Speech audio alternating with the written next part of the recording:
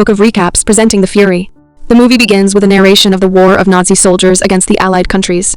A Nazi soldier is riding a white horse and inspecting the remains of battle when he is jumped and killed with Sergeant Don Collier, also known in war as War Daddy.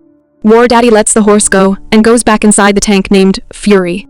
Inside are his troops named Boyd Bible Swan, Trini Gordo, and Grady Kunas Travis. Kunas is fixing the when he blames War Daddy for what happened to them. They're all messed up and devastated by the death of one of their comrades when they're attacked. The right timing for Kunas to finish fixing Fury, they head out of the battlefield. Back in the camp of the Allies, War Daddy is greeted by Sergeant Binkowski. After talking for a while, War Daddy is approached by a soldier and asks where the rest of the platoon are. But War Daddy and his men are the only ones left. Meanwhile, Bible, Gordo, and Kunas talk about Red, their fallen comrade. War Daddy then arrives and gives an order to them. Alone, War Daddy is seen devastated by Red's death too. After a while, he is approached by Private Norman Ellison. Norman introduces himself as War Daddy's new assistant driver and bow gunner. Looking at Norman, War Daddy cannot believe what he is hearing. Norman Ellison just got in the army for 8 weeks.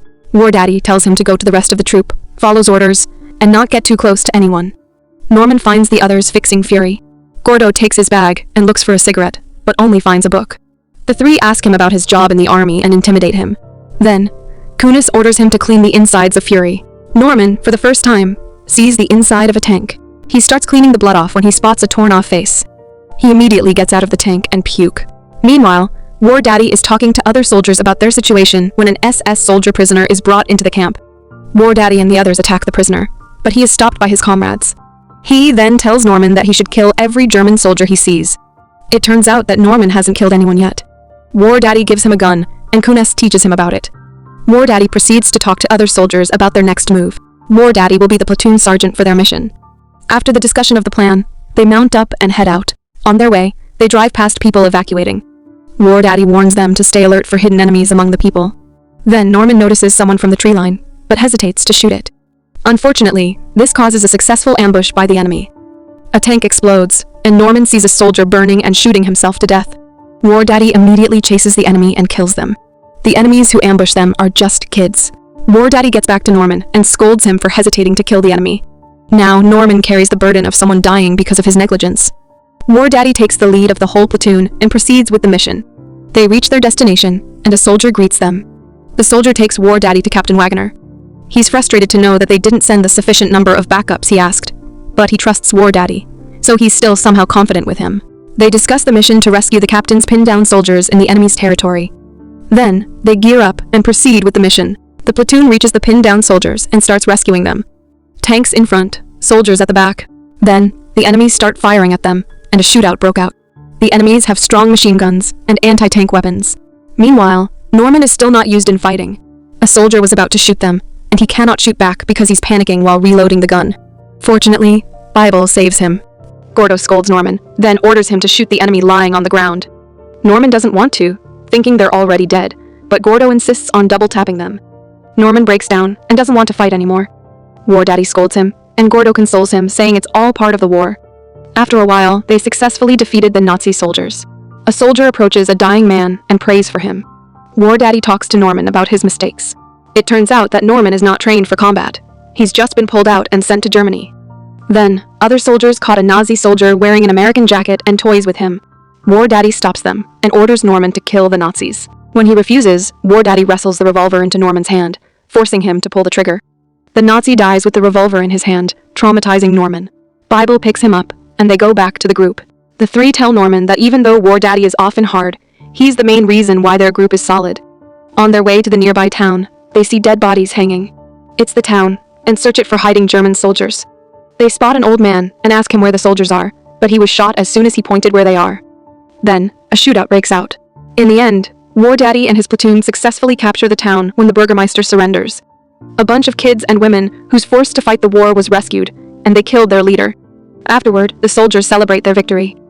Gordo and Kunas is flirting with a German woman, taking her inside Fury. Meanwhile, War Daddy approaches Norman and commends him for killing the enemies. Norman, on the other hand, responds with sarcasm. War Daddy then takes him to an office full of dead people. Talking about war ideals, War Daddy wants to make Norman realize something. When they step outside, War Daddy spots a woman peeking from the window. He and Norman immediately check the woman's apartment. In there, they find Irma and her younger cousin, Emma, hiding. War Daddy decides to settle there for a while, paying Irma 2 packs of cigarettes for a meal and hot water so he can shave. While the women are preparing the food, they're all surprised, including War Daddy, to hear Norman plays the piano. Emma walks to him and sing while he's playing. Then, War Daddy urges Norman to make his way to Emma, and the two go into the bedroom.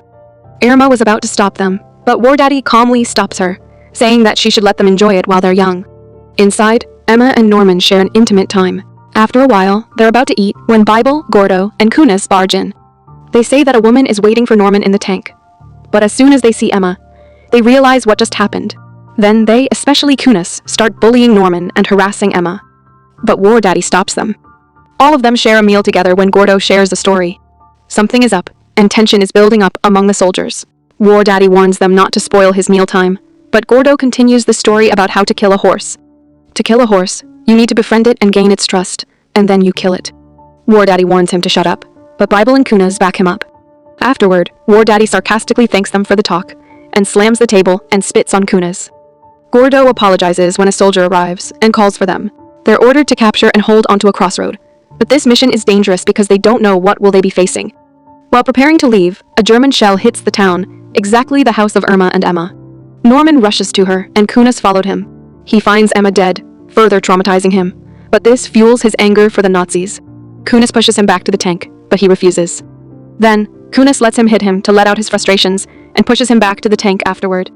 The platoon heads out. Norman is still devastated because of Emma's death. War Daddy talks to him, saying that death is all part of being in the war. On their way to the crossroad, they are ambushed.